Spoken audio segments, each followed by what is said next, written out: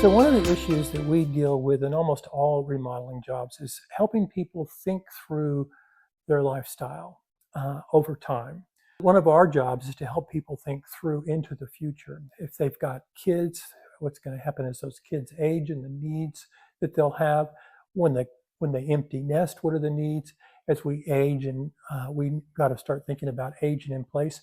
We want to think about all of these things at any opportunity that we're dealing with the home. And so remodeling is certainly a case of that. One of the things that people don't think about very often is lighting. The amount of lighting we need as we age increases by about 4 times from somebody who's 25 to somebody who's 85. So lighting's a really important thing for aging in place. One of the more common things we do is remove tubs and enlarge showers. That's a great opportunity to put a roll-in shower.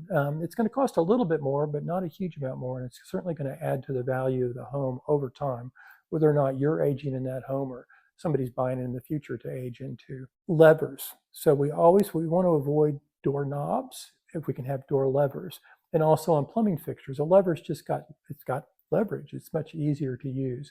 So we're always encouraging people to consider those kinds of practicalities. Of course, we're always encouraging people to think about the life cycle of the home and the people in the home.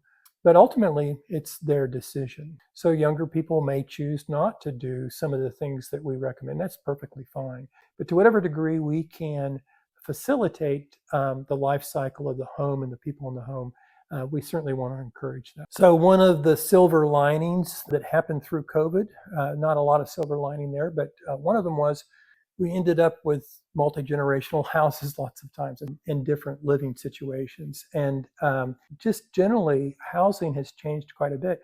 People are much more cognizant now that they may not want a 2-story house because it's harder to age into. They want to minimize steps into a house. So these are all things that we can think about, whether we've got somebody elderly living in the house or not. Elderly people will certainly visit. So anything we can do to help make it easier to navigate on older legs is just really helpful. So one of the things that helps us think about the life cycle of people in the home and the home itself are places where there's flexibility. A great example of that is bathtubs and showers. When I started in the business 30 some odd years ago, everybody felt like they had to have tubs in the house. Now, don't get me wrong, a lot of people enjoy a bathtub and want to soak in that. But the number one project we do is removing bathtubs and adding larger showers. So the shower is a little bit more flexible as we age. The number one thing that adds to the value of a home over time is a well-maintained home. Another is not doing remodels that look stuck on or are not well conceived. Thinking about how the home looks, what the original intent of the design of the home was, and how we facilitate that makes a huge difference. Using reputable companies to do work on your home makes a lot of difference in the long-term value of your home, because people who are not cutting corners are going to just add value in the work they do. But then also letting people know, hey, we've had work done on our home and it was done by a reputable company, can make a lot of difference on how well that home's and also how much it sells for. So one huge advantage to thinking through your life cycle in a home is it can help you avoid having to sell your home and move, right? If you can get a few more years out of the home, that's a huge value. Moving is expensive and it's disruptive.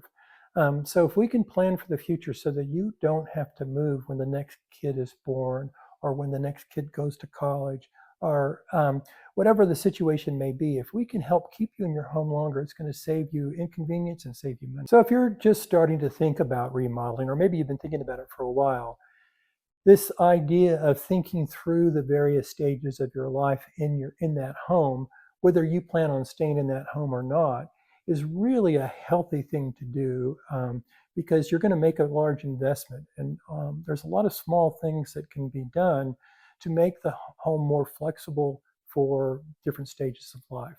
So simply bringing this mindset into your thoughts as you're remodeling. Most of the time when people are remodeling, they're really thinking about the here and now. What do I need now?